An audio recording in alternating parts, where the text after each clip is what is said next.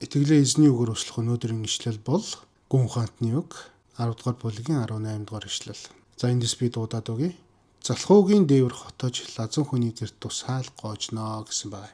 Энэ хэсгийг харах юм бол яг нэг дээвэр нэг хонхосоор байгаад засаагүй байдал сонхосоор байгаа нөгөөдгөнд нь ус тогтоод доошо тусаж байгаа тийм үйл явдал харагдаж байгаа юм шиг боловч энийг засахгүй байгаа хүнийг гол фокусоо болгож ерөнхийдөө энд илтгэж байгаа. Тэгээ мэдээж энд гарч байгаа залхуу гэдэг энэ хүнийг болохоор ингэж тодорхойлж байгаа. Тэрний юу гэвэл хүч чадал нь байсаар байгаа хэрнээ тэр зүйлийг засахыг засахгүй зайлсхийж байгаа тэр хүнийг хэлэхдээ залхуу хүн гэж ярьж байгаа юм. Тэгэхээр бид нэр Библийн дээр гарч байгаа олон залхуурлын тухай хэсгүүд байдаг те. Тэд бүгд ингээ харах юм бол ерөн залхуурл бол хүний амьдралыг чимээгүй ингэж устгаж идэг, нурааж идэг, амжилтыг үгүй хийж идэг буюу амьдрах бүрийн боломжуудын хүртэл хангахаас татгалж идэг тэр нэг хэсэг байдаг гэдэг тухай яриг. Тэгээ яг хөө Библиэлд бас нэг юм үг өгдөг. Залхуу гар ядууруулна, харин хичээнгүй гар таныг баяжуулна гэдэг юм үг байдаг. Тиймээс хичээнгүй байж амьдралаа илүү өөдөн татахын тулд хичээнгүй